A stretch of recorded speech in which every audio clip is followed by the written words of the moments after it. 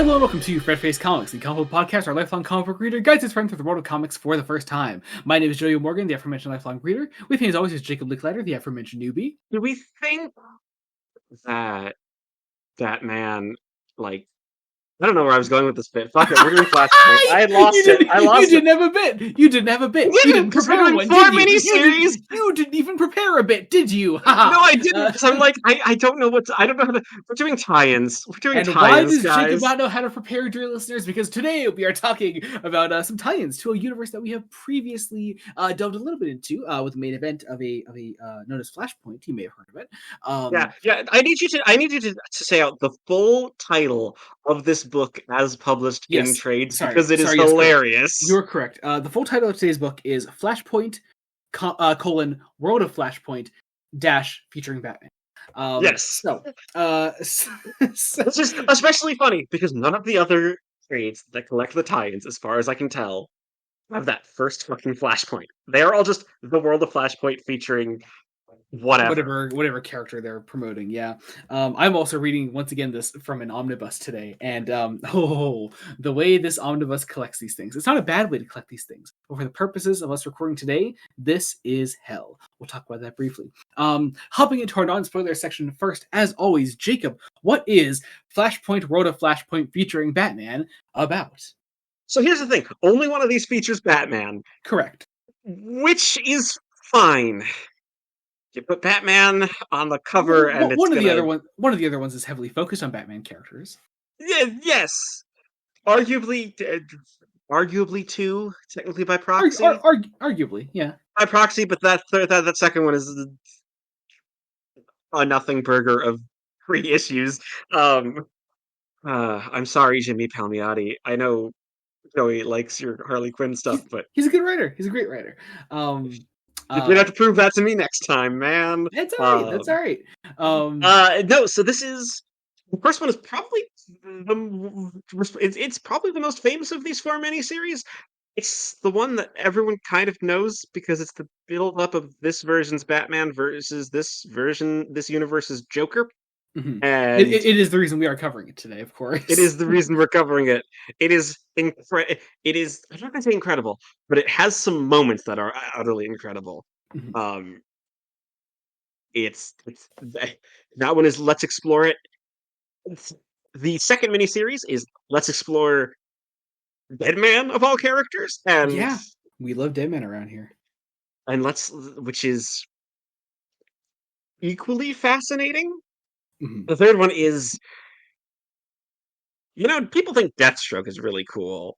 Let's do a Deathstroke miniseries. Yeah, it's Let's give him nothing because they give him nothing. He's fine. He's whatever. He is a character. Deathstroke is a good character, though. I really do like. He is a character I like. Yeah, most of the time.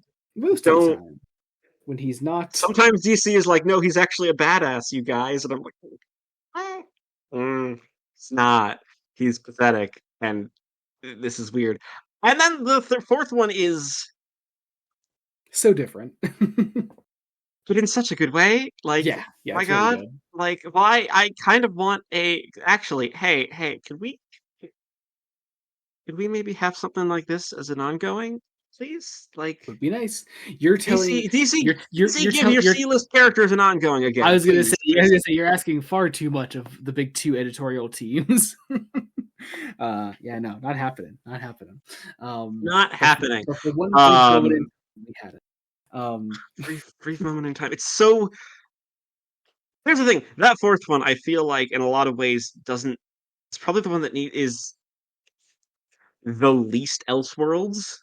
Because yeah, it's fair. I mean, there's some pretty radically different versions of some of the characters on display. Yes, but you can still do kind of the same concept with those same characters in a mainline DC book as well. Yes. I also think it's really, really interesting how the 2 middle miniseries are kind of parallels of each other, almost accidentally. Yeah. Like, this would happen a fair bit with some of the Flashpoint miniseries. Was that because now, first off, some of them just had nothing to do with like the ongoing experience of the Flashpoint event. Like I would say, probably Secret Six or Secret Six, Secret Seven. yeah, Secret Secret Seven. Seven. Oh my god, I'm losing my damn mind. Secret The Seven. Secret Six is Secret the Six is Gail Simone. mainline Yes, continuity one. That was Gail Simone that yeah. they canceled because Yes, of course they did. But New no, 52. Why? God, Secret I'm Six was thinking about this. Secret Six was pre 52. Oh! You know, You mean you? Oh, you're blaming it for the reason that was canceled. I see. yes, because I believe it was the New 52 that basically Yeah, ended that book. New 52 ended everything. It ended. I was thinking about this, and I'm like, part of it is the fucking timing of like, oh, by the way, we're rebooting our entire universe. Yeah, Half of you are. if there was a bit more notice, it wouldn't have been as bad. If they were like, hey, everybody, you have like a year to wrap up your books. you have a year. You have a year. Because I know we haven't gotten to like Johns' Green Lantern in the New 52, which I believe is largely a continuation of Oh the New yeah, 52 Jeff stuff. Johns does not give a fuck about the Like, event. hey, if you gave the guy a that wrote the year, event does not give a fuck about the event. if you gave everyone a year to wrap things up, you could actually have a fresh start and probably Yeah, have onboarded new readers better than you did, because yeah, you didn't. Also, don't start with 52 books month one. Don't launch 52 titles, please. yeah. That's ridiculous. I appreciate the thought behind it.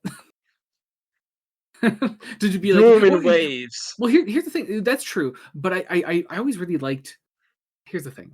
You can sling all the shit into D all you want, and I gladly will. But also, the New 52 did that really cool thing where it was just like, here are so many different books and so many books about obscure characters too. Characters that just don't often get the spotlight, and that was something I always Which really is correct. appreciated. I'm glad. But the sad part is, a lot of those books were the first to get canceled. Which Yeah, is, I mean, I'll never complain about Hawk and Dove getting canceled after 8 issues, because that was well, all I mean, my fault. That was all my fault. But no, you're absolutely right. That like some of those did get canceled far too quickly. But that has nothing to do with what we're talking about today. no, it's just we're just in that sort of weird headspace.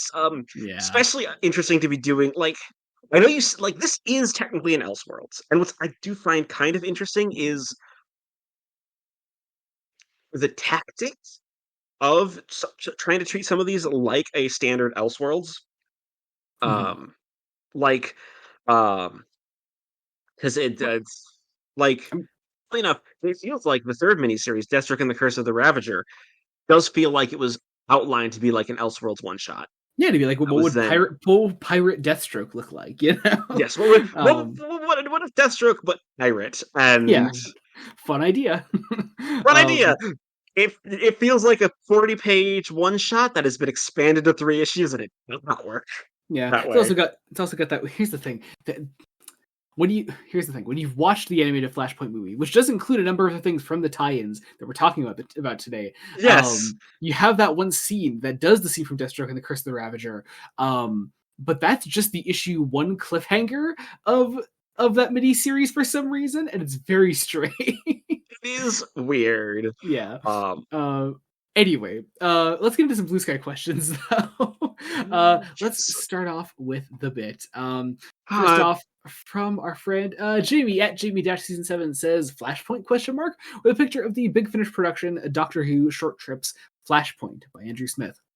Let's see. Technically, yeah. Yeah, our friend Kian at Kian the Quark submits Jim Gordon a question mark with a picture of Charlie from Always Sunny in Philadelphia from the episode. Is it called The Janitor Never Mops Twice or something? It's him as a detective basically.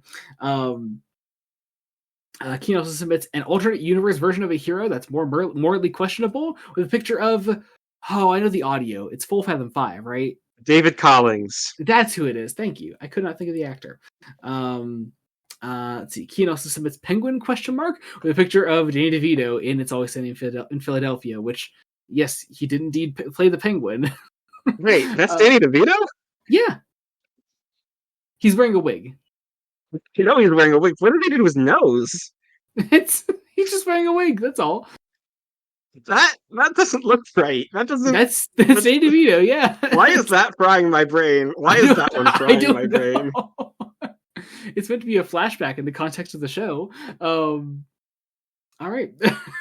Next up, our friend Rules Panda Etcho. You can read this submits Batman alternate version with a picture of Jason Alexander as dressed as, I guess, a bat alongside Gonzo from the Muppets. I just have to like my brain when he responded, "That's Jason Alexander." By the way, it's just like, no, that does not. Is that Jason Alexander? Like what? He's wearing lipstick too, which is swag as hell. Good for him. Let's see. Last of our, we have some submissions from our friend Mason at the GG256 says Eduardo, referring of course to Eduardo Riso, who worked in this book, with a picture of Andrew Garfield from The Social Network. Have you ever seen The Social Network, Jacob? I have not. You should do that. It's a great film. Mason also submits track record ? Now, Mason's really pulling with this one. The front cover of this trade says, it has a quote from someone at Comic Book Resource on the miniseries. It says, Brian Azzarello and Eduardo Riso continue their track record of excellent collaborations here. Now, Mason just says track record with a picture of just some guys running on a track. Those are all world record track runners. They've all won world records. Good for That's them. The pun. Yeah, yeah. Mason, you're stretching, bud. Can we just talk about his third? Yeah. It just says Flashpoint ? With a picture of the cover of this book that we're covering today. No, this is the world of Flashpoint. Flashpoint has got the Flash on the front. That's true. The better joke would almost just be if he just submitted the cover of the original Flashpoint comic. Yeah. Or even deeper pull that he wouldn't know, the original Flashpoint that was like a 3-issue Flash event from like the 90s. Yeah. Let's see. That does it for the bit. Let's get into some regular questions. First off, Rules Panda says, what's flashing my points? I don't know. Read the comic and find out. He also says, okay, serious question. Are you considering doing a Marvel What If block next? Possibly one day. Not immediately. Keep in mind, this DC Elseworlds block is coming after 80 episodes of DC. There's a lot more history of us reading these comics. It's a terrible problem of we've only done 15. 35 Marvel episodes. Yes, I was like, I can do the math. So we're nowhere near where we're at as far as our DC reading goes. So maybe once it would also be a very different. I think it would be a bit different than this block because like. A lot of Marvel What Ifs are as a title. Yeah. So we have to do like maybe like couple. You can choose some What Ifs for like certain teams or characters or something. Yeah, things like that. But never say never. It's definitely an idea. Indeed. Next up, Kian submits. Do you think any characters in this book would be on the list? I don't know what the list is. What is the list? I don't know. I'm concerned. I don't know what the list is. I don't know how edgy Kian is going with this because he can be going very edgy with this question. Mine just goes to, I guess, I don't know, Epstein files. Yes, that's where my mind went. In which case, probably Thomas Wayne, I guess. I mean, well, and Deathstroke. Like, yeah. Oh, of course. Yeah, naturally, of course. Like people forget that. Partially because of the do people forget? Do people forget, Jacob? Right. People who have only seen the Teen Titans animated show, which is a good show, like they kind of forget he is. What, Jacob? A pedophile. Cool. Kino submits, is Flashpoint Batman Jacob's favorite Batman for the obvious reason? Now, what obvious reason could he be referring to, Jacob? I don't know. Whatever could it be? I don't know. I mean, he's not. He's not? I feel like he would be, because, he is the only Batman, at least in the alternate universes, that uses guns. You are such a big gun fan yourself. I hate this. Try to debunk the evidence. I don't like the at least a dozen past episodes. I don't like these connotations. It cannot be debunked now. We're in too deep. Next up, we have a set of questions from our friend Mason, who says, "1. What are your fave alt universes in comics?" Ooh. I haven't read enough. Is the problem. A number of them are going to be later in this block. I'll say. I can imagine you saying the Absolute Universe just based on how much I do. I've been reading books. so much Absolute recently. I've been reading so much of that. Absolute Universe is fantastic. I'm a big fan of Tom Taylor's Dark Knights of Steel. I enjoy that a great deal. That one seems very much like my vibe. Yeah, I think you'd enjoy that. I'm a big fan of James Robinson's Earth 2. Huge fan of that. Was rewarded greatly by that through reading a number of DC events over the years. Oh man, a lot of great ones out there. So yeah, to name a few, I guess All-Star Superman's an alternate universe. That's pretty great. That's pretty great. That's pretty great. Yeah. I like some of Frank Miller's Dark Knight universe. You like exactly two things. Two things. 2 books is some. And one of those was written to be just mainline continuity. Yeah, one of those is just mainline. Like this is mainline continuity. Basically, second question: who would you cast as this Batman? I mean, Jeffrey Dean Morgan. It feels like the obvious answer. He'd be so good for this role. Ben Affleck. Ben Affleck could also do it. Like maybe. Here's the thing. I remember the big thing being that like because Jeffrey Dean Morgan played Thomas Wayne in Batman v Superman, that he would have been a fucking fantastic Thomas Wayne if they properly did Flashpoint when they did the Ezra Miller film. But they didn't, and it sucks because of that. But Ben Affleck could do a decent Thomas Wayne Batman. I just think Jeffrey Dean Morgan, aside from the fact that he has already played Thomas Wayne, I think he would just be great for that role. And I know he wants to play that role too. So. Yes. Though they're never going to live action Flashpoint just because not at this point. No, not at this point. Well, no, it would just be such a weird thing to do. Yeah, I mean, here's the thing: they had an opportunity to, and they just didn't. They didn't. Yeah. Mason also says 3. What is the most useless addition to this story? Take that to mean whatever you want. The plot of Deathstroke and the Curse of the Ravager. Yeah, I guess. I think. Oh my God, there is one plot point stretched over 3 issues. Like, it's probably that. Yeah, I don't know. I feel like that's. Here's the thing. This is actually. I do like a lot of the Flashpoint miniseries, but this is one of the more, as far as the collections they officially did when they put out the tie-ins through trades. This is one of the more. I guess substantial collections of like important things that happen in the Flashpoint universe. It's also probably one of the more cohesive ones because, like, yeah. Well, here's the thing: there are a lot of really good ones. I love the Hal Jordan and Abin Sur ones; those are really good. The Lois Lane one, oh, you would vibe with the Lois Lane one so much. You would love that, dude. We gotta do more of these someday because honestly, there were so many good times to Flashpoint. 4, fave thing to do in Vegas. I've never been to Vegas, so I wouldn't know. Not go to see the Wizard of Oz at Sphere. That's true. That is not something you've done. That is not something you've done. It's just something that people I love dearly have done. Yeah. And I've tried to explain to certain family members who did that, like, hey, literally that was a spectacle. Also, they cut 30 minutes from the movie. Yeah. Disgusting. Like, Mason's 5th question says, why should I read this comic? Sell it to me. Oh God. You know, I mean, here's the thing. It's the thing. It's that one really great flashback scene in the Flashpoint animated film that people really love with Thomas Wayne Batman, and a full miniseries about it. Yes. There's honestly the first 2 minis that are in this are like the best selling points. I have a special place in my heart for Secret 7 because oh God, it's a vibe and it goes to some crazy fucking places. Plus George Perez. For half of an issue, sadly. But yeah.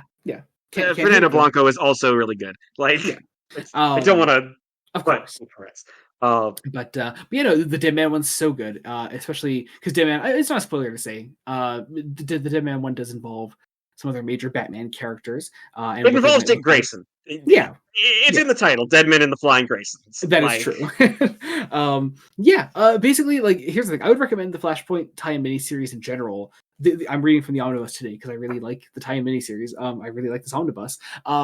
If you've watched the Flashpoint animated film and you want and you've seen those additions they made to like the world building of the Flashpoint timeline, those are all here and greatly expanded on, and they're really, really cool. You get to see through all of these miniseries. Now I'm just recommending more than just this trade, but you get to see all of those. You get to see, the full conflict between Wonder Woman and Aquaman, fully expanded upon through 2 different miniseries. It's very cool. Obviously, you get Thomas Wayne Batman's full backstory. You get some more on Deathstroke, wonky as it may be. You get a full miniseries about Hal Jordan without the Green Lantern ring, what his life might have turned out like. Very cool stuff. Just it's a fascinating look into what was just a 5-issue miniseries, what could have just been a 5-issue miniseries, and there's so much, and it is well worth it. So, and I think the Flashpoint Omni is actually like not the most expensive omnibus there is. Like, when I got it, I think it was still full price. But I'm currently seeing you can get it on Amazon for like $70, which is that's crazy. This is a thick ass Omni. I was gonna say that's like half price because this thing is. I was gonna say this is like a 1,400 page Omni. I think like, this is thick with 3 C's. It's a long one. Yeah, seriously, it's a big boy because here's the thing. It's all the tie-ins. It's the Flashpoint miniseries itself. Plus, it's all of the regular Flash issues leading into Flashpoint. All the stuff that led directly into it. So it's the prelude. It's Road to Flashpoint. It's Flashpoint and all the Flashpoint tie-ins. It's so much. You get a lot out of it. That's a lot. That's a lot. Mason's final question, our final question for today before spoilers, is red or black? Red. Red, yeah. Yeah, it's a good color. Anyway, I think everything you need to start seeing the bit from Les Mis. Let's see. Next up, we have Fresh Face Correspondence. This is part of the show where we read out your comments. Yes, your comments. The one that is you that are listening to this right now. Your comments. Whatever comments you comment, we will read out the comments. Comment on YouTube, Spotify, wherever you comment on an episode or on Fresh Face One Shots. We will read them out right here. Today we have 2 comments from our previous episode on Superman Red Sun. First off, from our friend Jamie over on Spotify says, "Wow, I never knew they released time material to the Dalek invasion of Earth." This is a crazy comment to put on an episode for Superman Red Sun. I could not figure out what this meant at first until I realized he was talking about the reveal for this episode that's happening right now. It's so dumb. And also, it goes so much deeper because there's a single episode of the Dalek invasion of Earth called Flashpoint. It's episode 6. It's the final episode. Yeah. Anyway, over on YouTube, also... over on YouTube, also on our Superman Red Sun episode, our friend Marcus comments, says, "Someone who's a Superman fan. So Jacob is saying Garth Ennis could have written a better Red Sun than Millar?" The answer is yes, 100%. No, yes, unironically, yes, unironically, 100%. Yeah, like Garth Ennis knows how to write political commentary. He also knows more about history than Mark Millar does, and he probably knows more about Superman than Mark Millar does. Yes, like the man, yeah. Dennis loves Superman. We're not even doing a bit here. Like 100%. Yes, I would love to live in the universe where Garth Ennis wrote Superman Red Sun. Yeah, definitely. We don't always get to live in those universes. We don't. No. It's almost like if we were, it would be in an Elseworld, wouldn't we? Yes. Anyway, I think that does it for our correspondence section, and as such, our non-spoiler section. We're going to hop into spoilers, but wasn't of course, there a Patreon comment? I think was there? Oh shit, there was. I'm so sorry. You're correct. There was for our Fresh Face Extras. You are so right. For correspondence from our Patreon, for Superman Red Sun. If I could just take a quick second to pull that up. My God, I got it. I got it. I got it as well. You can go ahead. It's also from JD, right? Yeah, it's also from Jamie. Image of the Fendal and the Sunmakers are right there, though. In our reference to, I think... We were talking about Classic Doctor Who Season 15 and how we don't like it. Those are not good stories. They're fine. Image of the Fendal is a vibe. That's about it. It has a more interesting idea than, And the Sunmakers... And the Sunmakers is just bad. The Sunmakers, people like to write because of the ending that it's secretly all pro-communist. It's not. It's not. The entire thing is Robert Holmes really doesn't want to pay his taxes. Yeah. Like that is what the story is, and the villain of the story may be slightly anti-Semitic. Like Hmm. nobody talks about this. I'm like, I don't know. He's hunched They, over. people are too scared to criticize Robert Holmes, and rightfully so. Great writer. But But you as can also criticize the man for a lot. Robert Like, Holmes, this is the guy that wrote The Crotons, The Space Pirates, The Sunmakers, The Power of Kroll. There's a pretty large list of bad Robert Holmes stories. you This know, is not a he was Doctor Who podcast. no, we really, yeah. Should we just do a Doctor Who podcast on the side? Is that something we should just do? No, Is that no, because we got burnt out last time. we did, but we were trying to make full cast Doctor Who audio dramas. Then we weren't just talking about Doctor Who. Don't pull my ass back in because you know I will try I to know. get that shit back going. I know. We should know better. Anyway, now that actually does it for our non-spoiler section. If you're not joining us for our spoiler section, as always, you can just skip to the end of the episode, find out what we're covering next time. We've got more fun Elseworld stuff coming up then. I So, have a guess that I yes, used math and logic used to come math and to. logic. I believe you did, and I still believe you're wrong. But we'll find out. I don't Find out at the end of the episode. Find out at the end of the episode. So I believe I have to now make the call of: are you just trying to save face because I'm right, or am I wrong and you're trying to stop yourself and from you'll never exploding? know. Guess my riddle. I don't know. But if you're not joining us for that, be sure to check out our Patreon as well. Patreon.com/BloodandStudios. You can get all kinds of fun things there, like early Star Trek reviews, exclusive Star Trek commentaries, fresh-faced extras. It's even more of the podcast that you're listening to right now, as well as bad movie commentaries. Let's see. So far, the bad movie commentaries lineup has been: we did The Room in January, we did Crash in February, we did Godzilla 1998 back in March, and now for April we're doing, what are we doing in April again? Never say never again. Never Say Never Again, the one Sean Connery Bond film I have not seen. It is. So It is. It'll be a thing. We may have a guest. We may not. yeah. Oh, also, this is coming out on April 6th. Check out my April Fool's video with my brother. I just wanted to plug that right now because it's out. I'm very proud of it. I think everyone should check it out. It's an April Fool's video, but I think it's well worth your time. And also, if you enjoy that, the thing we're talking about in April Fool's video, you can get even more of that by joining just the $1 tier on our Patreon. It's usually just a general support tier, but with this special video we did for April Fool's, there's a little extra thing up on Patreon that you can enjoy. Normally, the tier that is just for people that want to support what we do, you can get that right now. So check that out there. I just can't say anything right now because Jacob, we're recording this before April Fool's, and Jacob doesn't know what it is. So I don't know what it is. Here's the thing. I feel like I'm going to be made fun of in this thing. Like, I don't think so. I don't think we mentioned you once. Or no, maybe we do. Maybe I mentioned you once. I don't think it's making fun of you though. No. I was gonna say, like, you've been holding it so close to your chest. I'm like, am I the butt of the joke? No, it is truly just because I don't want anyone to know. However, when this comes out, people will already know. So it's going to seem weird that I'm hiding around it so much right now. But it's just to preserve the surprise because you don't know what it is yet. I don't know what it is. No. Anyway, all that said, consider this your official spoiler warning. We're about to hop into our spoilers section. Let's get into this with Batman: Night of Vengeance #1. So this is the first time we're covering something where it's just Brian Azzarello writing. Indeed. Not alongside Frank Miller. It's a vibe. It's a vibe. He's a good writer. He's a really good writer. He's written a number of controversial things over the years. But no, I don't think this is one of them. People really like this actually. I think what's interesting is it's very much okay. Thomas Wayne can't just be Bruce. Like this is the bad timeline. Yeah, this guy needs to get changed. Thomas Wayne, importantly, isn't just Batman. The story is the idea for the story isn't just Thomas Wayne became Batman because Bruce Wayne died. It's Thomas Wayne became Batman, and also this isn't really Batman. This guy doesn't act like Batman. This guy isn't the Batman we know at all. It's one of his partners in crime is the Penguin. Like yeah, like Thomas Wayne fucking sucks in this timeline.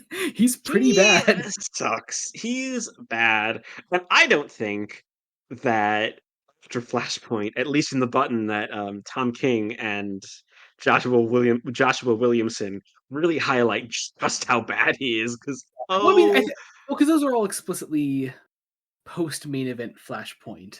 Yeah, so Where he's already kind of had the redemption arc, and he already knows that there's a better future to be had. But yeah, so we set the stage for who Thomas Wayne is in this timeline. He's a corrupt businessman who owns some casinos and works alongside Oswald Cobblepot. He sucks. He's so bad. Also, like, the first thing we introduce to him we were introduced to him with literally page 1 is him checking out his basically court mandated therapist, who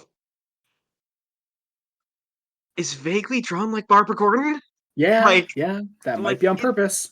It's supposed to be Babs, because, like, spoiler alert, there's an Oracle in this universe. It's not Babs. It's not Barbara Gordon. It is not. It's so dark. It's so dark. But yeah, no, I mean, yeah, it might be her. If not, I mean, it's definitely on purpose that she looks like Babs because of Thomas's relationship with Gordon in this. Also, he's a fucking casino magnate. Like, yeah. He is explicitly working with the crime family, like 5 crime families of Gotham. Yep. And so we have the scene with Oswald. We meet our Jim Gordon in this universe. First off, also, this is a miniseries this specific miniseries is pretty light on dialogue. It helps Azzarello keep things really slick because I think Azzarello knows that when you're reading an Elseworlds Batman story, specifically one like this, you're kind of looking for the differences, and it is those differences that's going to make that is going to like tell more of the story, I guess, than the actual dialogue. If that makes sense. I mean, the dialogue is still still where the similarities lie. Like, Gotham still sucks.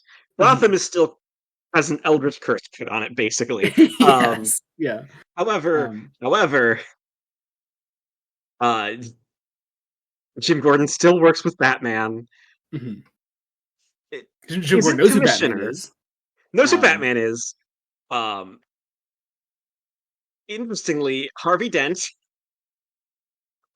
is not Two-Face and is has 2 children and has had them stolen from him. They've been kidnapped by the Joker. Also, his kids are twins. His kids are twins.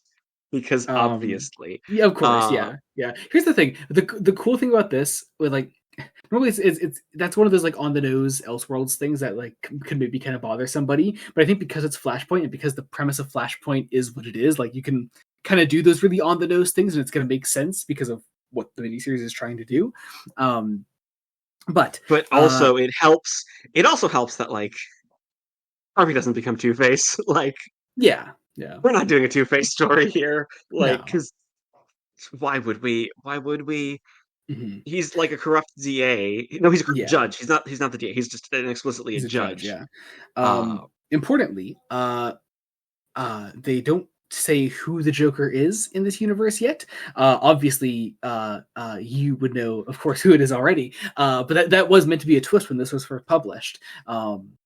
Even when the way they draw the Joker as the miniseries goes on, is very much like in shadows. We also get, like, I think at this point a list of villains who the Batman has just killed. Like, yeah, he's killed Harley, he's killed Ivy.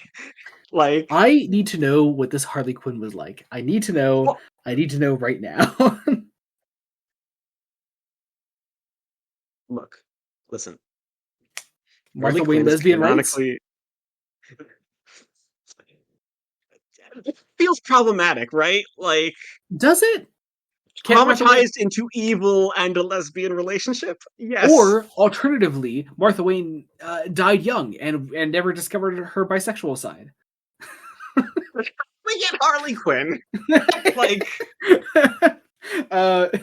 is she a roller derby queen like the Batman 66 universe? Which I think that's which is also based on the Amanda Conner Jimmy Palmiotti take on Harley. So because they're just they influence so much of her character and they're great. But Thomas agrees. I almost said Bruce. Thomas agrees to go find Harvey's children. By descending into the sewers. Mm-hmm. where he We gets attacked by have Killer Croc, which Killer Croc. I don't love the Killer Croc design. There's something Uh, about it. I mean, I don't mind it. It's I don't. just Killer Croc with some. It just is Killer Croc. There's nothing off about it. Yeah. He's missing an eye, Um. or no? What's with the eye thing? Oh, yeah. Sorry, Batman gouges out his eye. That's right. Yeah, Batman gouges out his eye. Yeah, But also, we have this like great flashback to the instead of the Waynes getting shot, it's Bruce Wayne getting shot. mm-hmm. Again, I do. dialogueless sequence, I really I good do. dialogueless sequence. I love the way the art switches from Bruce being drowned in the sewer and the bubbles coming out of his mouth. The bubbles become the pearls in the flashback. I really, really enjoy that. It's really cool. Very cool stuff. I love the positioning of the pearls, not because basically it isn't like the classic pearls king. Mm-hmm. It's different. The pearls are taken. Thomas like jumps the jumps Joe Chill, and in the scuffle, it very much is like, hey, it's Thomas Wayne's fault. His kid is dead because he did interfere. Yeah. Mm-hmm. Which is yeah, interesting take, and once again, just adds to Thomas's guilt throughout this whole miniseries, and throughout the main Flashpoint miniseries. Batman shoves a machete into Killer Croc's head and kills him. We end the first issue on a little tease of the Joker, who is looking at the two kids that have been kidnapped. It's explicitly a woman. Yes, yeah. That is the one thing you get confirmed about it. It should be pretty obvious at this point that it's Martha. It's Martha Wayne, guys. It's Martha. I'm like, it's Martha Wayne. That's the end of issue 1 twist because of just the flash. Because I hate to say it. Remember, this was 15 years ago when people still could read. Oh. Sorry.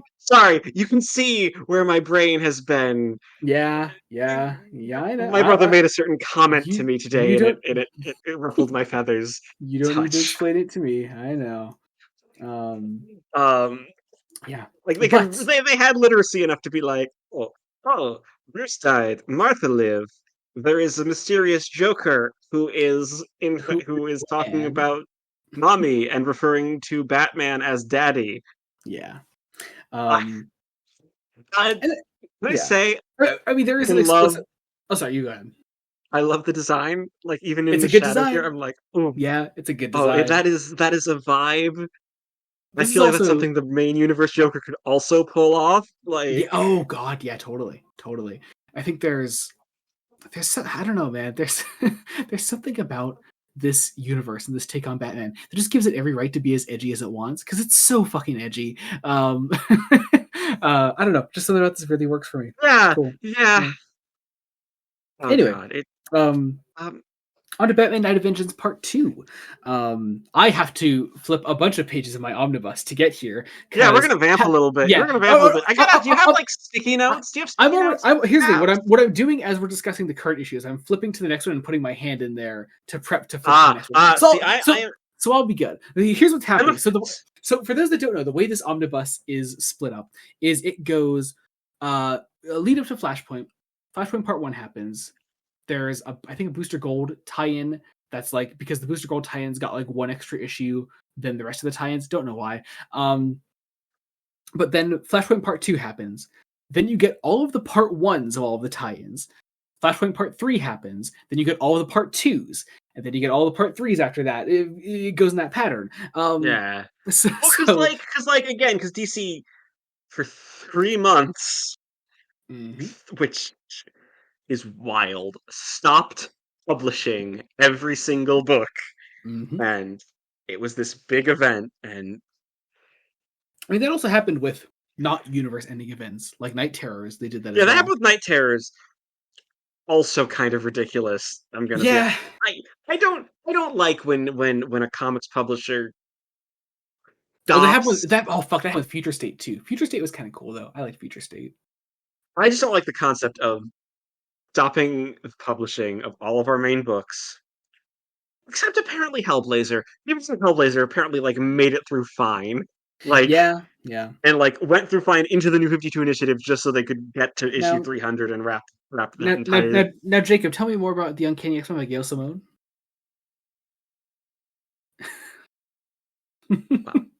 You see, it was stopped for 3 months at the end of last year, and it was really It annoying was. because It was. Unbreakable X-Men was Unbreakable was beautiful and good. It was great, better and than I it had any loved right it. to be. It was, However, I did not read it. It did not tie in really at all to Age of Revelation all that much, no. as far as I could tell. God no. So, like, it was just a little mini series. Anyway, I don't like this publishing model. It's not great. It's probably one of the I mean, things that's at holding. least when you're restarting the entire universe, it does make kind of sense just because. At least, but like I can still be at least a little annoyed. It's one of those things that makes I hate the meme of like the comparing manga and comics of where do I start, bro? Of start at chapter one versus well, you could start at Batman 1940 #1, or Batman 2011 #1, or Yeah, Batman The Long Halloween number. I'm like, and I will always defend it. There's nothing wrong with that. there's nothing. It is two different mediums. Also, a manga is written by generally one person. Like hmm it's whereas a comic isn't, and like comics are subdivided into runs because different market, but like the stopping a book's momentum dead in its tracks is like kind of a heavy blow. It's not Yeah. great. um Yep. don't like it. Anyway, Night Event is part number 2. We open with Gordon and who is also working with Oswald Cobblepot, calling in some favors as they look for Harvey's kids. I do Gordon. love that Alcohol's like, well, I'll open a fucking bottle of champagne, and when we toast success, hmm you get the sense that Oswald Cobblepot is just done with this man's bullshit. Yeah, yeah, Like in a way, he's the Alfred. Like, yeah. Oh God, he is kind of, yeah, yeah. Um, I'm also we imagining Danny DeVito as Penguin just because he's kind of drawn He does, yeah, he closer. does have that DeVito kind of vibe, yeah. Um, we then have Gordon going to see Oracle. Oracle in this universe is, drumroll please, Catwoman. It's Selena Kyle. It's Selena Um, Kyle, yeah, who is paralyzed for some reason and incre- incredibly depressed. There's a this miniseries has a very much a streak of violence against women, like as a thing. yeah. I mean, that And is I on get it. purpose. Like, It yeah, has a no, purpose, but it's still a little, it's a yeah, little, it's a little yeah, misogynistic, just a little tiny bit. Like, yeah. Gee, why is yes. Brian? Why is Brian Azarella's Wonder Woman so controversial? Uh, Hmm. I uh, wonder. I wonder if hmm. Azzarella's work has a underlying misogyny problem. There's a Um. crazy ass scene in his Joker comic where Joker skins a man alive for making a pass at Harley Quinn. Uh so That's. yeah, Hmm. yeah. Yeah. Hmm. Yeah, that comic is also I think one of the darkest things I've ever read. It's it's pretty out there. Anyway, but here no, it definitely does serve a purpose within the miniseries. Moving on, Gordon gets a lead on Joker. Follows her to Wayne Manor. Goes inside there, sees her threatening these kids. Um, uh, we have Batman also interrogating people in a bar. Including one Renee Montoya and Harvey Bullock. Yeah, yeah.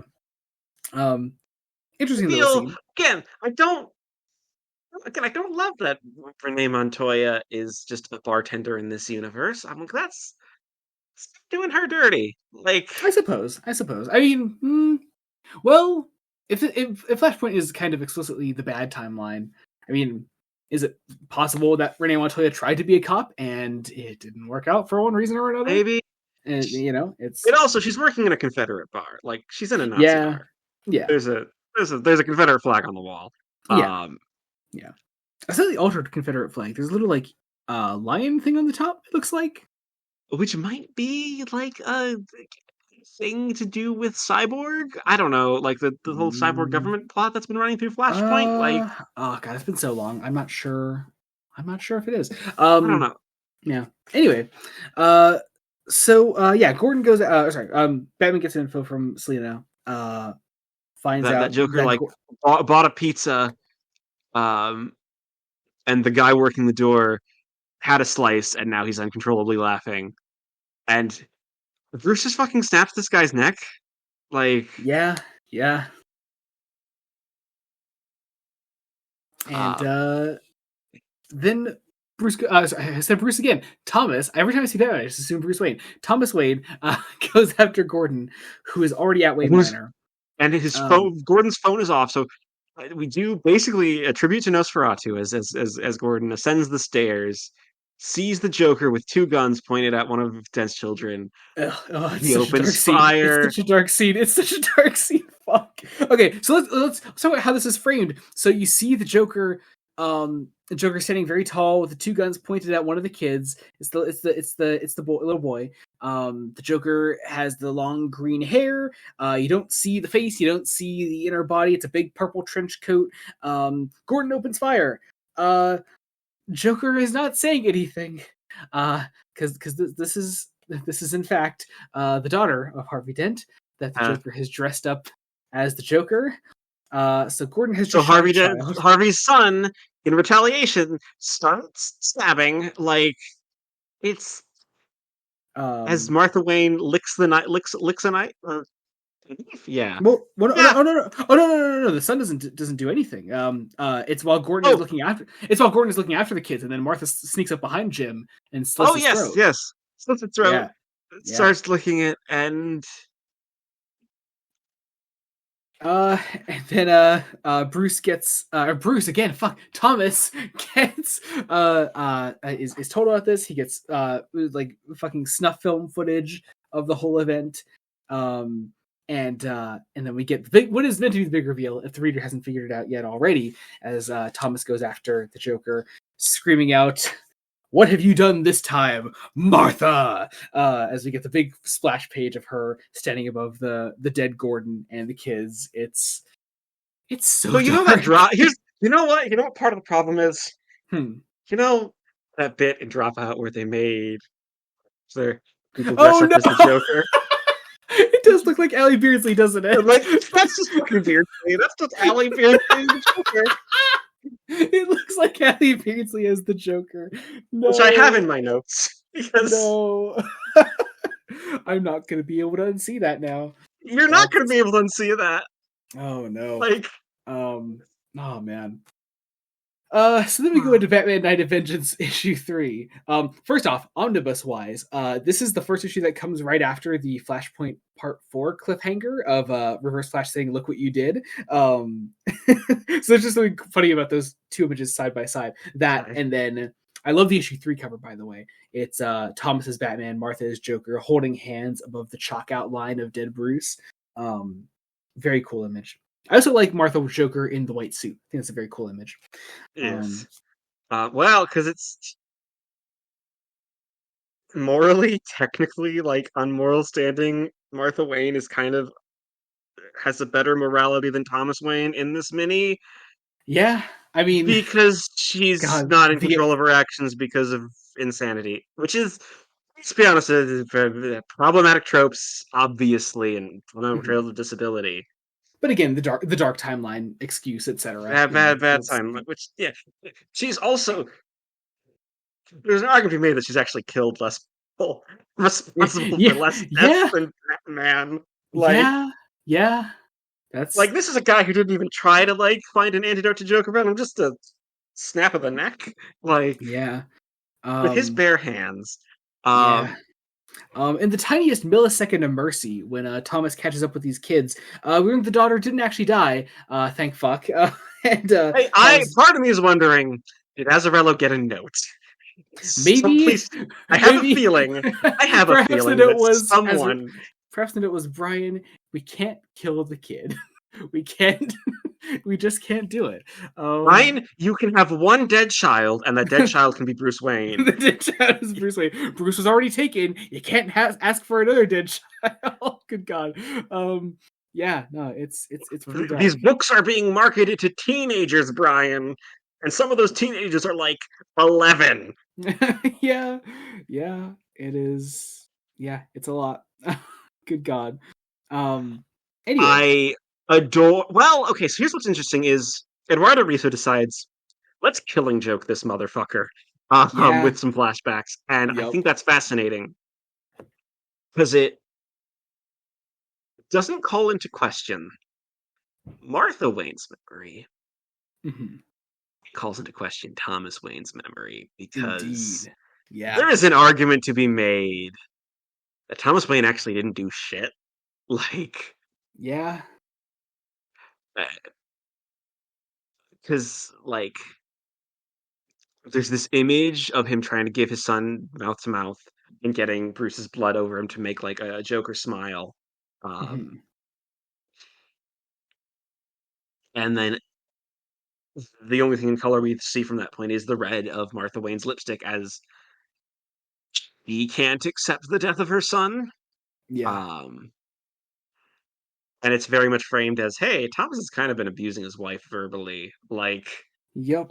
That's the implication. Oh, totally. Um, and Yeah, this Thomas that, like, Wayne fucking Thomas Wayne sucks. is like, well, I'm just getting into the mob and making things worse. Mhm. Um,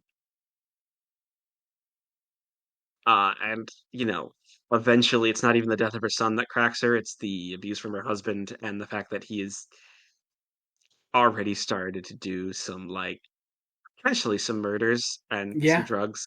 Oh, Like, yeah. Yeah. We get the I'm guessing because The Dark Knight was especially popular at the time. We get the whole she has cut her mouth open to make the smile thing. Um, and as that's what far as gets her taken away in white coats. Mhm. And then we get the conclusion, which is so involves yeah so we get this chase sequence between Joker and Batman. on the grounds of Wayne Manor. This is We're happening all in the midst of the main Flashpoint miniseries. This is like as Flashpoint. So we're in the middle of Flashpoint. Like, yeah, this is like final hour before the final battle between Aquaman and Wonder Woman happens. This is Thomas knows about the other timeline. He knows about what Barry wants to do, and so he says to his wife, he goes like, I know this of what our world should be. A world where our son could have survived, where we died instead. I'm trying to fight for a world where Bruce could still be around, and and she goes, tell me about Bruce. What does he do after we're dead? And he says, he follows in his father's footsteps. And she goes, he's a he's a doctor? doctor And he with goes, genuine, like, happiness, and then no. and then she goes fucking insane. And Let's be honest, for good reason. For for good good reason. reason. Like, just saying, Thomas oh, Wayne is the what? bad guy. Thomas Wayne is the bad Like, guy. She gets the implication Bruce Wayne will become Batman. To her, Batman is this fucking monster, and decides this that's is the bad like timeline. This is the awful. and So she runs, falls we down a decide hole. we basically we've got to basically do the Frank Miller thing of falling into the well. And All the bats fly up, and she dies as she lies on the ground there. And that's the end of Night of Vengeance. that's how Night of Vengeance ends, guys. Oh man. It's good, but it's fucking heavy. It's really Like, heavy. It's even darker to just describe it out loud. yeah, I think because it's so snappy, because it's so light on dialogue, you just kind of breeze through and you're like, oh wow, that's really good. But no, when you sit with it, you have to describe it out loud. It's a lot. I also have a note that I'm 90% sure Maggie Gyllenhaal has read this, and it partially inspired The Bride. Ooh, Like, fascinating, I'm fascinating. like, That actually makes me want to there's watch The Bride more. the Bride.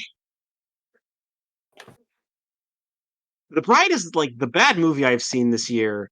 It's kind of stuck with me because it's bad, but it is a vibe, and it is saying Interesting. some shit, and it is Everything you say about it messy. makes me want to watch it more, Jacob. You're not doing a good job of not selling this to me. Oh, I'm trying not. I'm just I'm trying to sell it. Like, I'm like, no, this is a bad movie you should watch because it's Okay, totally. Fuck it's yeah, I'll it's a watch it. vibe, and, like, Now next one and is in the next one in the trade is Dead Man and the Flying Greasons, right? correct, Okay, thank you. correct. I'm I gonna was keep hoping vamping a little bit. no. I got it. I got it. I'm already here. I wanted to make sure I flipped to the right one. What's actually nice about the trade is that they do give title pages for Oh, each that's of the cool. miniseries in addition Okay. to the cover reprints. Oh, that's cool. I like that. Also, this is, like, the first issue of this is, like, the one issue where they actually keep the original cover text because it's a circus ad. Yeah. I love the covers of it because of that. I love the it looks like a poster. Yeah. Very cool stuff. First off, fucking Mikkel Hannon. Mikkel Hannon's on the art, and it's fucking beautiful. I love this guy so much. Every time we talk about a Mikkel Hannon thing, I just can't say enough good things about the guy. It's fucking beautiful. It's kind of a shame he only did the first issue, but like, yeah, but it's still a gorgeous first issue. As for the actual issue itself, though, what actually happens in it, we set up this world in which Deadman is a circus performer, not dead, importantly, just a guy. dead. And he is part of Halley's circus with the Flying Graysons. Haley's, but yeah, with the Flying Graysons. It is Haley's, isn't it? God. It is Haley's. You're correct, or I'm correct, I should say. You're correct. What is Halley because of the fucking comet? Like what? Comet, Halley's comet. It's not... yes. But no, it is Haley's because at the very least that's how they say it in BTAS, and I've always taken the BTAS as pronunciation is gospel. But yeah, alongside the Flying Graysons, who are importantly all together, we have Dick, John, and Mary, all alive and well, and all dressed suspiciously in Nightwing disco suits. I think Mikkel Hannon was just like, okay, so can I draw the disco suit? If this is an alternate universe, can I just make them in the disco suits? please. Also part of the circus, Dr. Fate, Shark, and Ragdoll. I like that. I like that in a world where there aren't as many superheroes. So people with superpowers either found jobs, or people that would be supervillains just became. I also got jobs and just became regular it's people. Technically like part of a sideshow. Yeah, which is not a lot of baggage there. Let's not acknowledge, but that's also part of just doing the circus in general. Mm-hmm. Yeah. But what's particularly interesting is that what this miniseries does really fucking well is that sense of community during just trying when times. The world's gone to shit. Yeah. Like Boston Brand hasn't. This is just a Boston Brand who didn't become Deadman. Like this is yeah. I mean, and as the thing with like Boston Brand who didn't become Deadman is a Boston Brand without humility. He is a dick. Yeah, but he's not. Importantly, really importantly, he's not an uncaring dick. Yeah. They're. I love the way that this miniseries peels back the layers of that character. So we see here, like, we establish the circus act. We get, like, even when they're not performing, like, the way they act sort of as a community, the way Boston sort of, like, doesn't try to, like, interact with any of the rest of his fellow performers. Because he is the headliner. He doesn't take the support of and the family of a circus.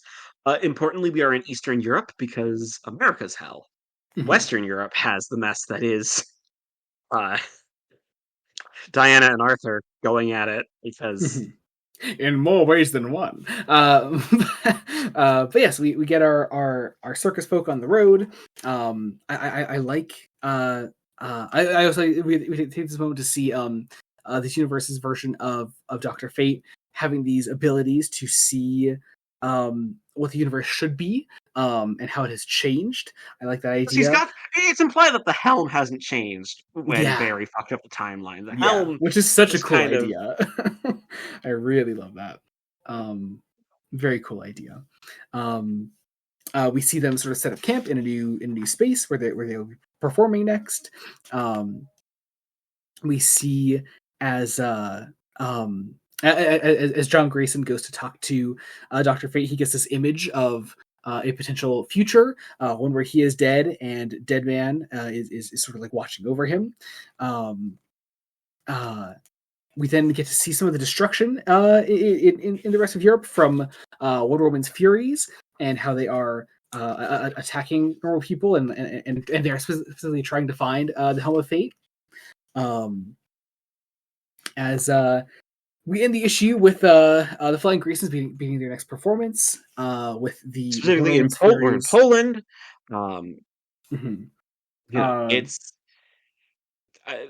It's like we're going to be prepared to be blown away as the circus act is going to happen, and the Furies are going to invade. Issues all setup, but really good setup. Really Yeah, solid setup. very cool. Also really fun, just a little omnibus note. I like that this issue ends with an issue that right before it leads into the miniseries Wonder Woman and the Furies. So you just got those kind of images side by side. It's nice.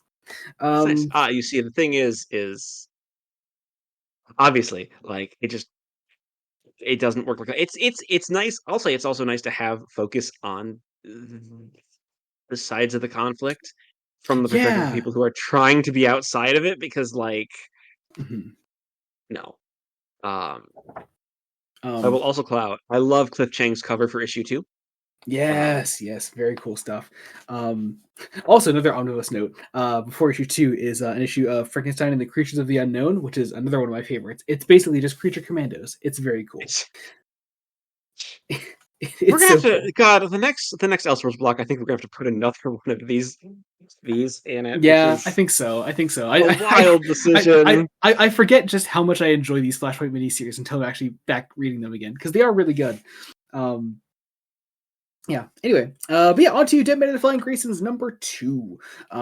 We open seeing first off Wonder Woman and her Furies looking into the Helm of Fate. Little flashback. Then we get into the main performance back in the present day as our Flying Graysons are performing, and the worst The Furies happens. just invade and immediately cut the rope, so Mary Grayson falls to her death. Yes, that is the title Is page. Actually, does the trade include the titles of the issues within the issues? Yes, it does. It doesn't include Nice. Okay. credits. It doesn't include credits on them. It saves credits for like the title page of the miniseries. So Oh, see like that if the worst thing with the Omni is they do the same thing, but all of the credits for the minis are at the very front of the Omni. okay, so well, it doesn't we get so it doesn't tell me the credits of the mini as I'm reading the mini. no. See, look, I've said this before. I already don't love, like, I get why they do it for trades, and they're slowly getting better about not doing this Mhm. sometimes. But I like, no. Keep the Well, credits in the title especially pages. especially for those kind of books where that like changes creative teams a lot. Like I feel like you need to credit properly when a new artist takes on an issue, not just Yeah. throw it all at the front. You know. At least But the new 52 trades would have like the red little oh, the little red headers on the banners. Yeah. Yep. yeah on the back page of the covers, like of Yep. each issue's cover, at least. Mhm. But that's still like I What's that? part Jacob of the Licklider said. art. What's that? Jacob Licklider said New 52 is peak. What? No, That's that's not what I crazy. said. That's crazy. That's exactly what you said, Jacob. I heard That it. is not what I said. You But all heard my it. point, You all heard it here, part folks. of the art is the title. Like, Yeah. Yeah. Exactly. I agree. um, I do Um. again. I love that. Then a lot of this just running away is okay. We're just gonna run because we don't know what they want. We both don't know what they want, and they aren't stopping. Um, Mhm. I love the way Dead Man is acrobatics is portrayed, Yes. almost as Very if he's cool a actor. ghost. Yeah. Like, Yep. Very subtle. I mean, not super subtle, but subtle enough. It's nice. subtle It enough. works. He's also the one who's been doing a lot of the narration. Mhm. Very much is like, well, I need to see how this ends. Like, I can't just leave them back. They're trying to, find the prize. So everybody's running, and a lot of this is a chase, but also high count vertigo. High Count Like, Vertigo. Yeah. Yeah. Also, the very cool image of the of King Shark just tearing apart that Amazon as she smashes a sword into him. It's fucking cool. There's some great art here, even without Mikkel Hannon. Yeah, Count Vertigo. Doctor Fate is shot and by a spear and is killed. which Um, also spears John Grayson. Like, yeah, yeah. Truly the only kind of thing that happens when Barry Allen fucks with the timeline. Uh, um, we have but like John isn't fully, it doesn't go all the way through him, so he's still hanging he's on for a still little bit. alive. Yeah. It's a Um slow death. oh, I Like, love the final line that Kent gets though when he says Boston Brand, I can see right through you. So cool. We take the helm with us as John Grayson tries to rest up. Some bandages are put on him. Vertigo is part of the resistance. Mhm. Um, we know that they want the helm. It's like Dick is just, oh God, this poor man. Like, Yeah, yeah. Isn't it crazy how Dick Grayson's life can actually get worse? yeah, it's almost like if they Even die when if, he's like not a, it's almost worse because he's known them longer. Like, it's yeah, like yeah, there's just those more memories. It is a lot. Like, it is. yeah, Oh, uh, it yeah, reminds me why Batman Forever does not work because Dick Grayson is like played by a 25-year-old in that yeah, movie. yeah, yeah. Um, but then John slowly does die. He says to Boston, he goes, "Promise me, do not leave him." Um, as he slowly bleeds out. And then the issue ends with our Furies still going after the helm and calling in the big guns, specifically Starfire, who's got a hell of a design in Flashpoint. Crazy as hell. I mean, yeah, this is like the one plot where I'm like, oh yeah, this is just, I think this is the obvious use of, wow, you see in this universe they hate each other. For Yes. Yeah, I'm like, Yeah. cool, great. You don't actually do, the sad part is, sadly, so this is written by J.T. Kroll. He doesn't actually do anything with that idea. No, Um, no. Once again, you only have 3 issues. If this got a little bit more time, maybe you could have done more with that. But also, how much more can you do when the idea is just, oh, they don't know each other? So how's that yeah, actually going to they, affect they their they don't know each relationship? other. They Yeah. don't have a relationship Yeah. unless you do some like post, because I mean, we'll just jump to just jumping to the big twist here at the end is that Dick Grayson becomes Doctor Fate. Like, Yeah, which is so cool. yeah, it's a cool twist, but it doesn't do anything. Like, Yeah, no, it's all right. I mean, yeah, it's the type of thing of we almost need another like just second miniseries to follow yeah, up on this idea and develop it. Which, like, yeah. Um, I do really like this miniseries. I do like, yeah, this is really good. yeah. We do go into Dead Man and Flying Grayson's number 3. My favorite cover of this particular mini. I love the who lives, who dies. Only one will escape the Amazon island apocalypse.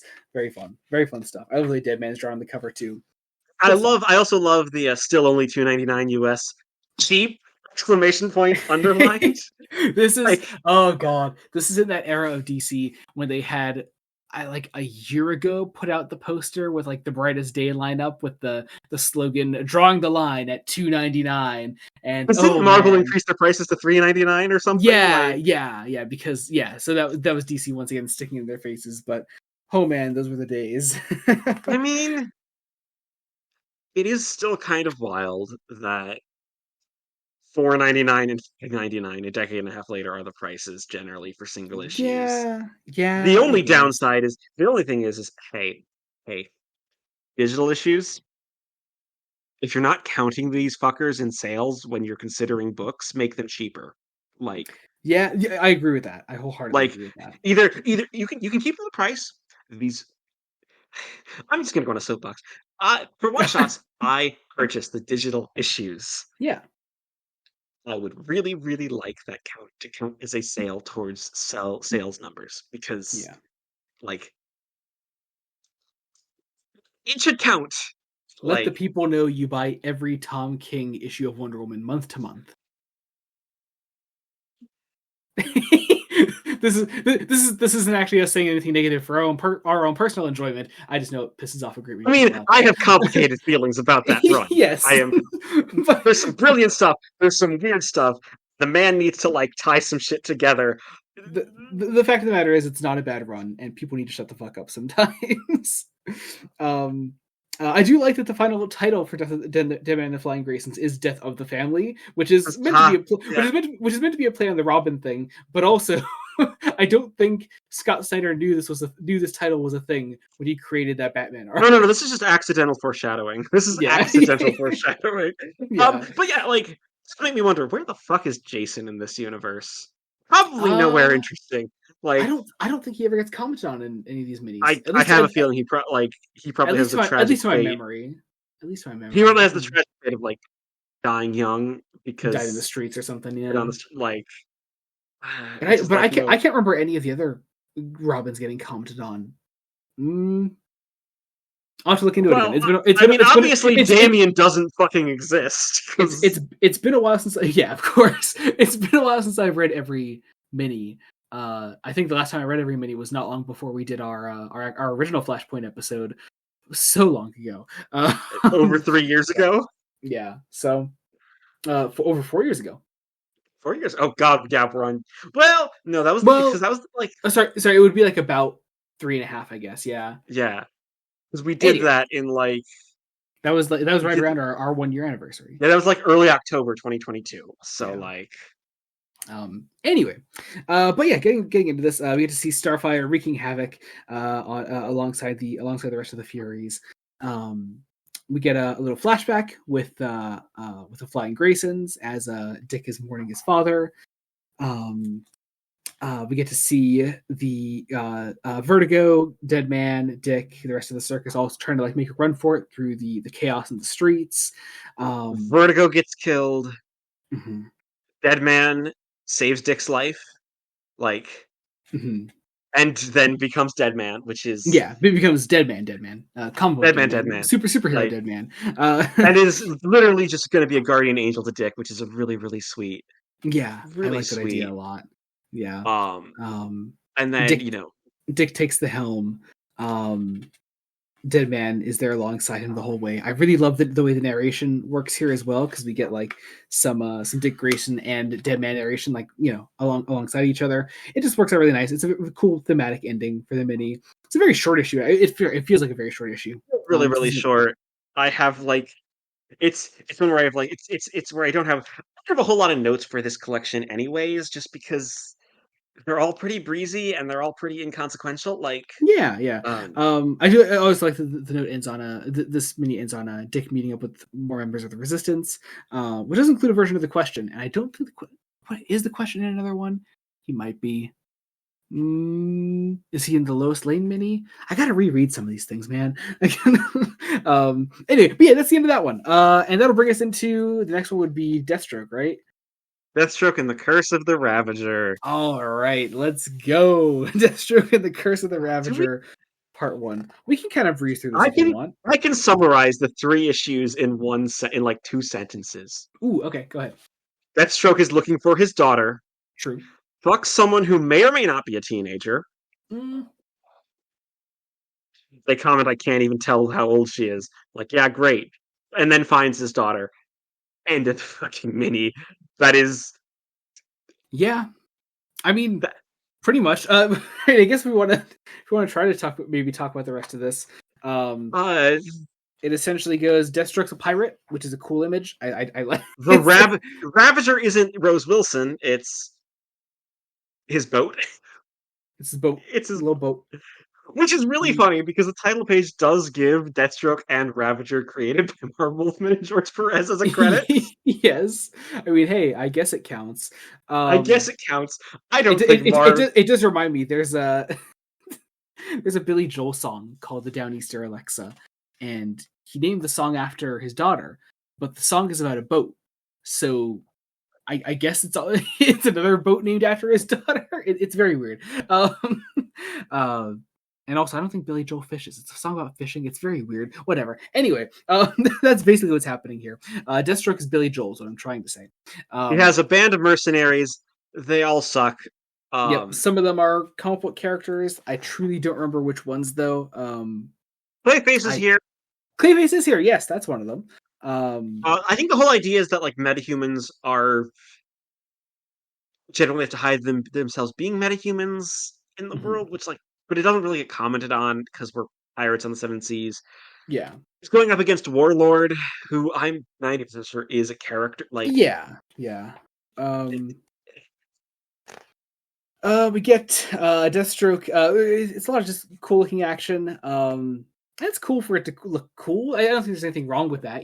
I know you kind of went on a rant in our DMs. You were like, I don't think that the art should be cool if Deathstroke's meant to be lame. I'm like, no, I don't think the character. I think there's a thing of the script wants to try to criticize Deathstroke at places, but the art is very much framing him in a positive light. And it's just it's weird. I don't think it's you're asking comic book art to not make a comic book character look cool. Like that's I don't think that's possible when the comic book character in question has all these muscles and is swinging swords and shooting guns, and like it can look cool. There's nothing wrong with that. I suppose. I also think just a lot like side characterization is really weak. Like Yeah, here, like everything's weak. Warlord is a character. Like it. I'm pretty sure he's a character who has like a main universe counterpart, right? Like, I truly can't recall. You're probably right. um, But then issue one is just all about this this band of metahuman pirates that work alongside Deathstroke.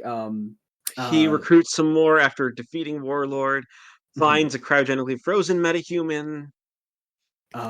Meanwhile, Emperor Aquaman and his brother Ocean Master they go after the ship, and we get the whole the scene that Aquaman gets with Deathstroke in the animated film is this one scene at the end of issue 1 where in the film it looks like he kills Deathstroke, and it very much seems that way in the comic as well. He stabs him straight up, stabs him and says no survivors. Yeah, and then issue 2 of Deathstroke and the Curse of the Ravager opens. And he's just not dead. It's very weird. It is dumb. I'm not sure what that's all about. Yeah, it's also it's weird... What I hate is that this is this book's time. This is more of just they collected these 4 minis together. This is the one that's like we're supposed to get some depth into Aquaman.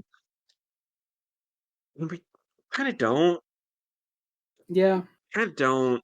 Like, I mean, we get a little bit of him being like this tired tyrant who wants peace but is a hypocrite about it. Yeah, this one isn't really as concerned with doing stuff with Emperor Aquaman. There is an Emperor Aquaman miniseries. Yes, so that, again, that's why my issue is more with just it's the way they parallel this and Deadman and Flying Graysons in terms of collecting it. And I don't think that's a problem with the miniseries itself. No. It's just the way these issues happen to be packaged together. The problem with the miniseries is there isn't enough plot to sustain 3 issues. Like, totally. Here's the thing: so much for this second issue. There were a couple Flashpoint tie-ins that were only 1 issue, and this could have been one of them. Like, could have been one. This thing is just a lot of action. We get hints that there's going to be a mutiny, which does happen. Yeah, we blow up Warlord. We blow up the mutinous crew. Jenny blitzes awake. Yes, and is like, and that's our cliffhanger. That she's awake. And you can call her captain, and she's hot and a badass. And did I mention hot? She is hot. Like, that is objectively true as we go into Deathstroke and the Curse of the Ravager issue 3, where she makes out with Deathstroke and they fuck. And he is showering while he watches. And like, yes, I mean, hey, this is just Slade Wilson, though. I mean, like, this is unsurprising. She literally says, "You're old enough to be my father," and I mean, that just seals the deal for Slade. I mean. It's it's weird. We have our mutiny. There's also this recurring of Deathstroke promise because our evil pirate promising people half the loot along the way. Mutiny happens. Deathstroke wins. Yep.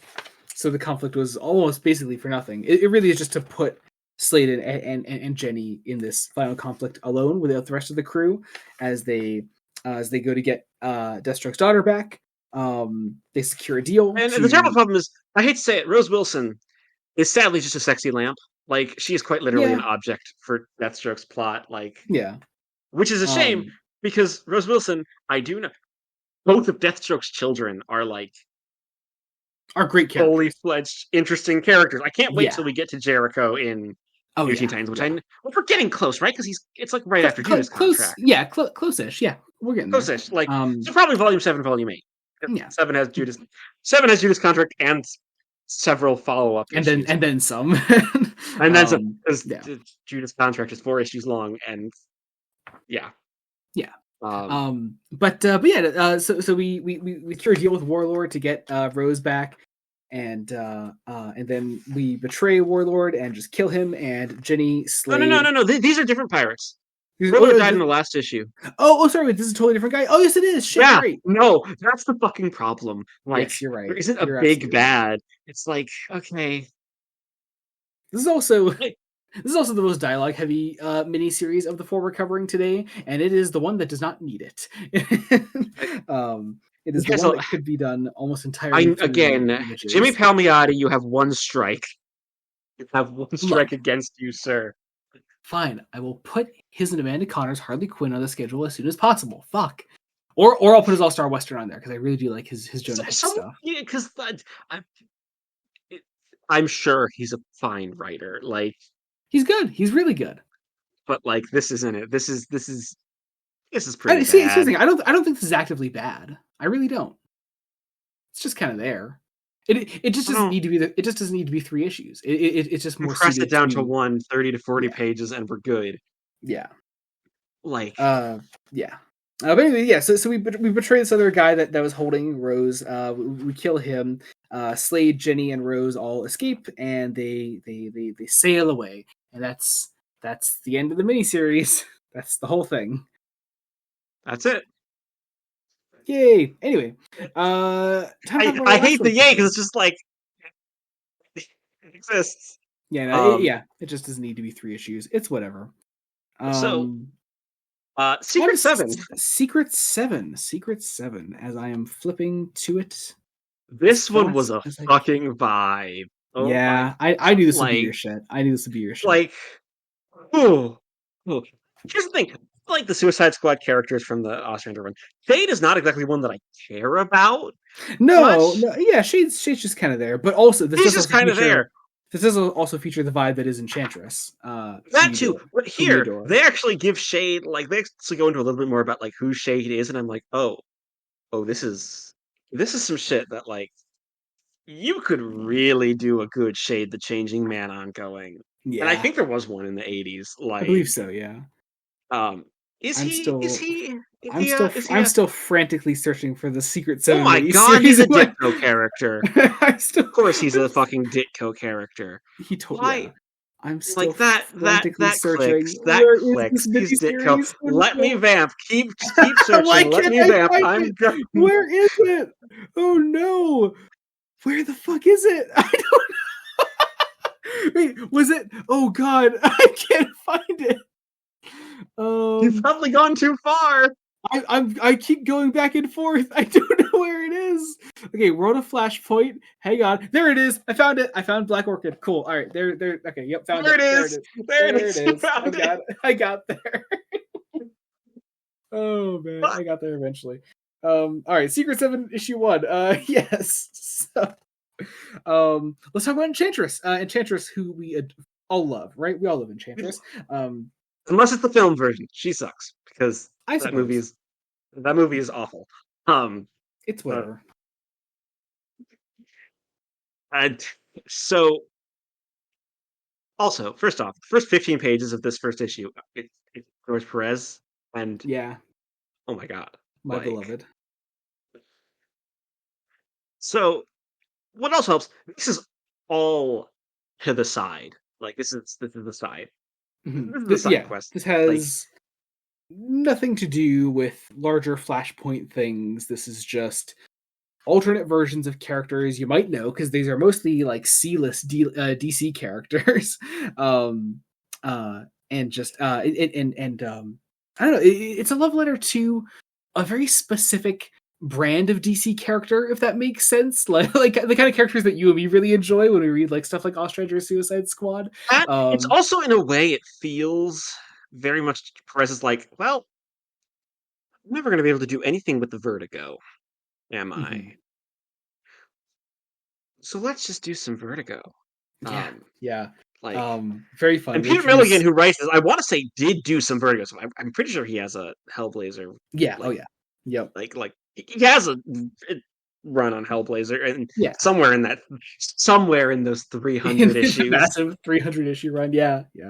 But yeah, so we get introduced to Enchantress here. We meet Black Orchid and Shade.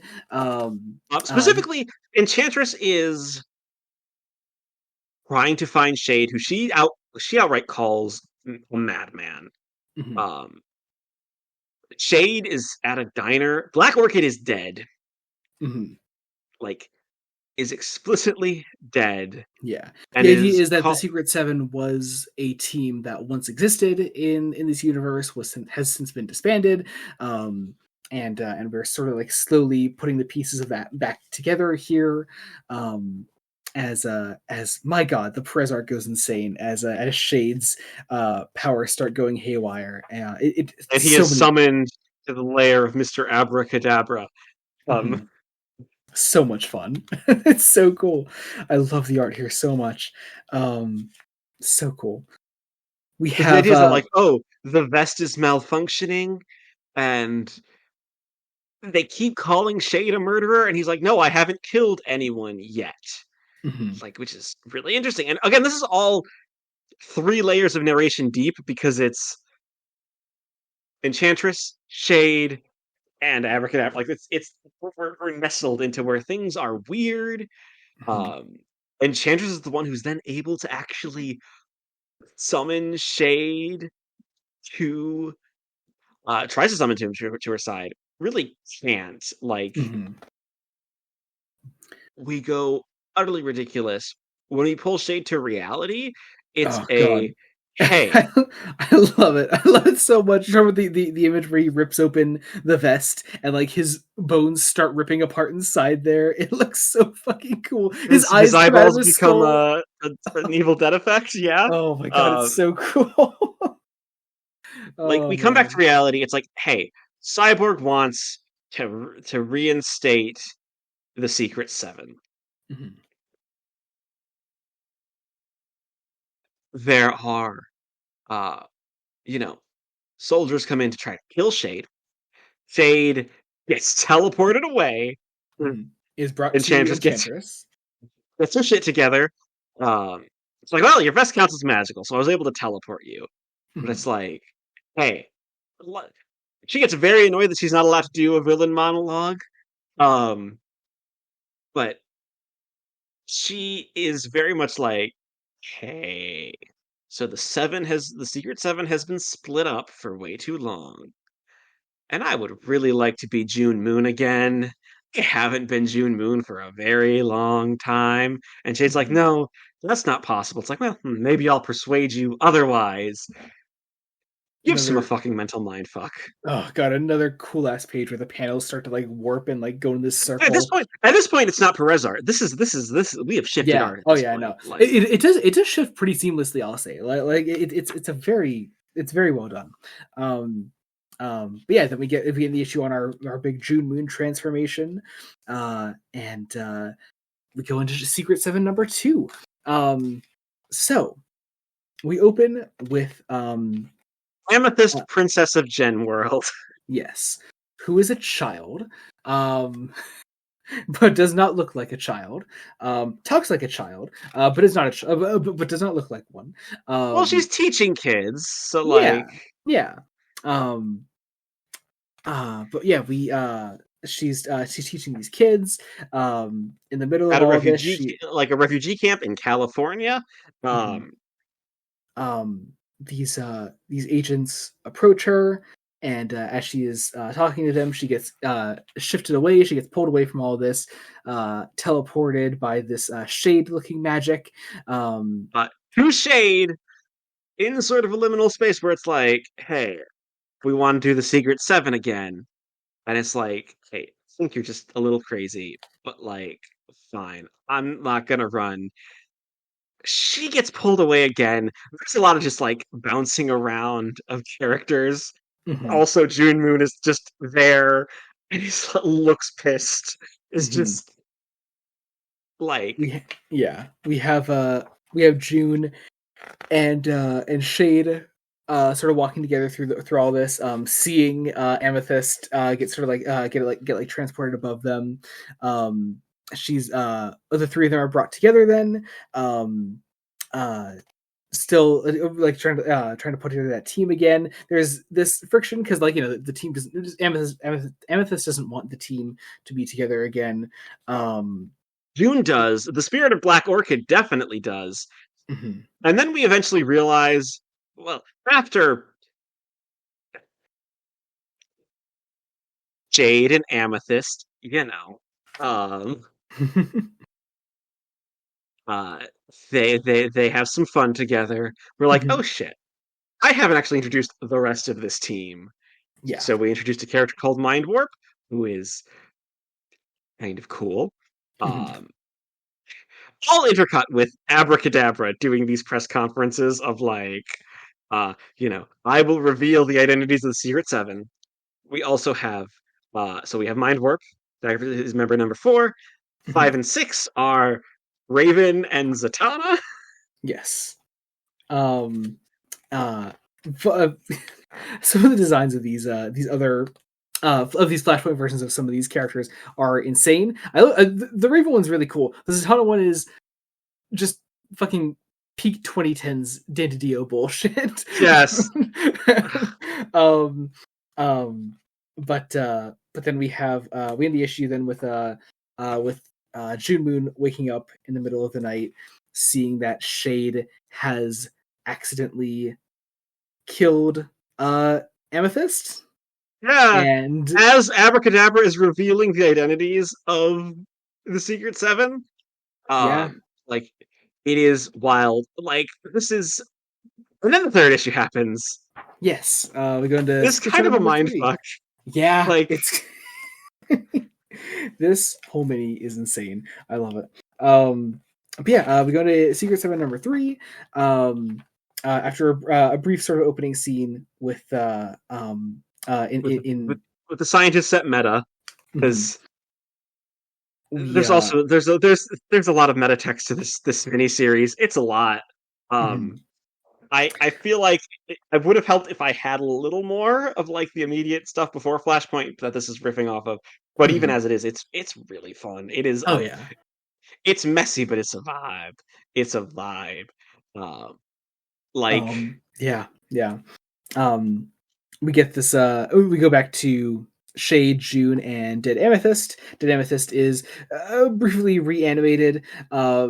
As June puts a stop to this and slams a chair into her. Very much implying that Shade didn't do the killing. Now we finally get our Secret Seven, even though there's 6 of them, because remember, Black Orchid is dead. Actually, now there's only 5 of them. Now it's only 5. Because Zatanna, Mind Warp, and Raven all arrive. This really is a Mighty Nine situation. It really is. There are only 5 of you. I will say I really, really love the Raven design. It does remind me of one of the better alternate universe Injustice redesigns for Raven. The idea was that like she fully gave into like the Trigon side of her, and so the red skin there just really suits that version of the character. I'm assuming that's also that's the implication here, because there isn't a New Teen Titans to like not. And she's got the multiple eyes like Trigon has. Like it's cool. But we then get another scene with Abracadabra after he has fully outed the Secret Seven. The rest of our 7 members are kind of ganging up on Shade as he is sort of like grappling with what may have happened with Amethyst. Enchantress is then unleashed from within June. I'm trying to get to the bottom, but there isn't really a bottom to get to this, because then it just kind of, the rest of the issue is you go sideways and everyone dies one by one. Like, I love some of the way that some of the stranger magic of this is portrayed. The whole like blotting of like Enchantress's skin that like tries to kill her, and sort of and the like sort of defenses that were like put up around her end up killing Raven in reverse. Very fucked up, very cool stuff. Or sorry, kills Zatanna in reverse. Yeah, Zatanna who's like turns to dust, and Shade is left alone, and it's like, oh wait, actually, hey, buddy. So I've been fucking with you the entire time. I didn't want you to help find June Moon. This was all part of my plan. I'm actually working for the Amazons. Fuck you. Yeah. Like, and that's the end of it. Oh, sorry, and then there's the final scene with Shade. But that's it. Very stuck in his own psychosis. Yeah, it's so strange. It's such a strange miniseries, but it so totally works. I really love it. It is a vibe. Yeah. And that does it for today. That's it. That's all of it. Yeah, that's all of it. That's all of it. That's all, folks. Yeah, no, Four really, miniseries, four fairly fairly breezy reads. Like I did yeah. all of the miniseries basically in like What, I like did two them basically sittings? as no, four sittings. Like Oh, you do a one each. sitting per Okay, mini. yeah, that makes Like sense. That yeah. makes sense. Oh, sorry, Um, I did the last two together. I did the I was last gonna say, two yeah, yeah. together. I remember getting the Deathstroke and Secret Seven thoughts back to back. Yeah. Um, Um, but yeah, I'm glad you enjoyed this. Actually, I wasn't quite sure what you were gonna make of some of these, but no, overall, I'm glad that's you the thing. enjoyed it. Overall, it's probably like a 6 out of 10. Like just as a Interesting. I don't think collection. Deathstroke drags it down that much. Surely a No, seven. but like Surely a seven at least. uh, like it's a high six. It's like it. Okay, interesting. They're all none of them are like. Here's the thing: is that none of them. I don't think any of the minis are like standout. Like Really, um, I think at the very least, Night of Vengeance is really good. Night of Vengeance has that amazing final issue, but again, I'm like, I don't know if I love the stuff leading into that Really? as much. Oh, you Yeah, seem I pretty don't. positive to me, but all right. I don't like Um, it as much. I think it's very much a the final issue is elevating an otherwise just decent time. Like interesting. Yeah, yeah, that was not the vibe I was getting from you this episode at all, but all right. 6 out of um, 10 is some. Here's the thing: 6 out of 10 is still a good score. yeah, There are it is things still that a are good. It six. is still a good score. It just seems lower than what you were implying with your thoughts on it. Yeah, But all right. like Um, it's a lot. There's yeah. and hey, I'm also very glad to bring you these miniseries because I remember your only major criticism of Flashpoint as a mini was that the world isn't expanded on enough, and there are certain things that Yes, would be better if you they're knew here. more about the certain characters. Some of those are And addressed, not entirely, like not as entirely. But like again, there's so many minis, and again, that doesn't still fix the problem of the main event being so hyper focused. Though, um, on reread there's some there like to keep the reader engaged, just not quite as much. Because I Mhm. did Oh, reread I was Flashpoint gonna say you did reread it, right? Yeah, cool. because I was like, I really want to remember how Thomas Wayne was characterized. Yeah, Um, uh, he's a lot nicer in the main miniseries. he's, yeah, yeah, yeah, because he's being yeah. written by Jeff Johns and not Brian Azzarello. Yeah. Like, Here's the thing. I think both takes are valid. I think I prefer the Brian Azzarello one though, honestly, because I like the extremity because again, it's that thing I was talking about last time with Red Sun, where I was like, I would prefer not prefer I necessarily. do like how much that Brian Azzarello leans into the Thomas is wrong. Like Yeah, exactly. Thomas Yeah, makes this you can. universe's Joker look good. Something that I hate to say it, I don't think the Flashpoint movie does Yeah, because well, they yeah, want to have because the you get literally that one scene with Martha Joker, and yeah, and it's like and it's nothing. there's Yeah, it's like yeah. yeah, um, But overall, I'm I glad you think liked it for the most part. yeah, it's solid.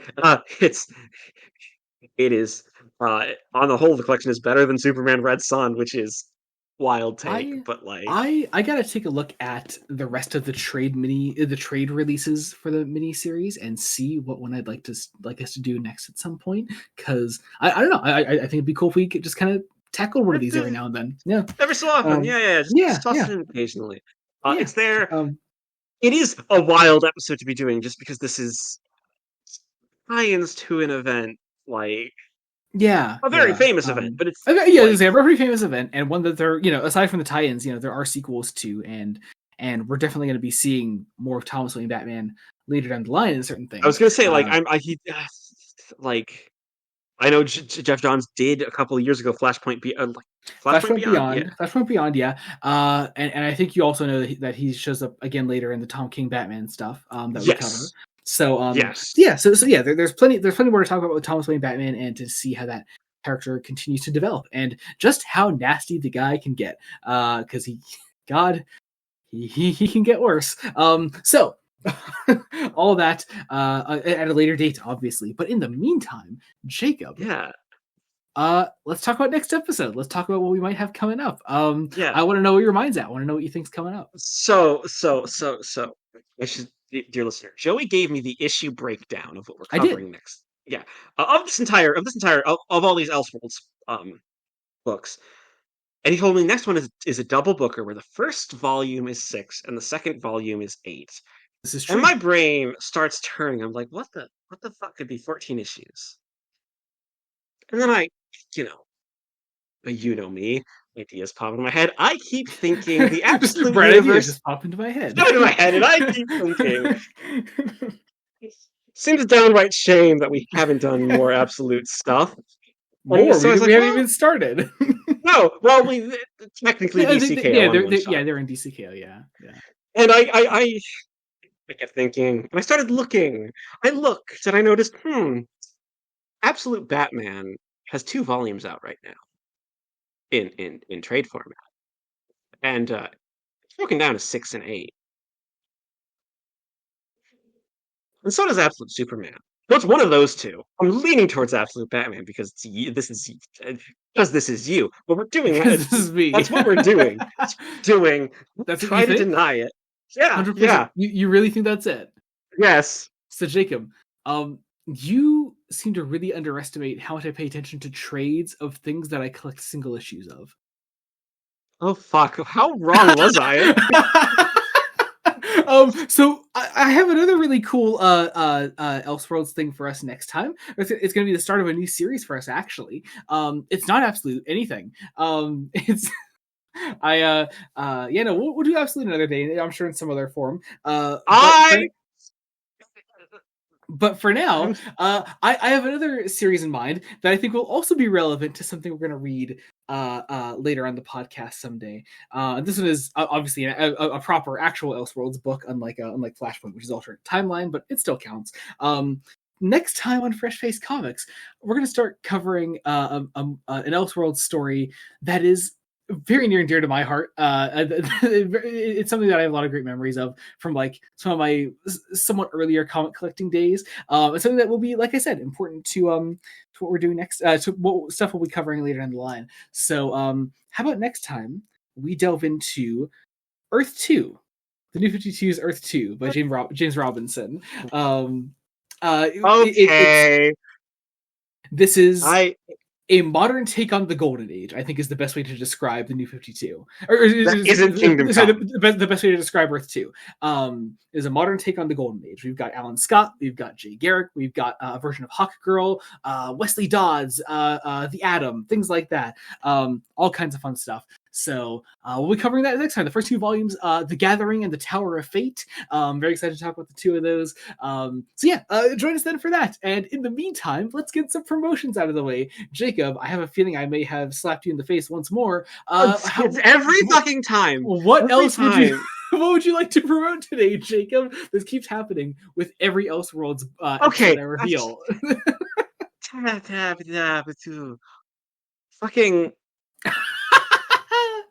Fuck you. But like, also no. If I could keep this up for 2 more episodes, I will be so happy. Because I know that Injustice and Dark Knights of Steel is one of those is going to be one of the next 2 episodes. Is that somewhere. What you think? That is somewhere. Dude, okay. I would like you to keep in mind and remember how confident you were that Absolute Batman would be our next episode. Just I'm going to keep this confidence up. Keep that feeling in mind, Jacob. Mainly I have my blog.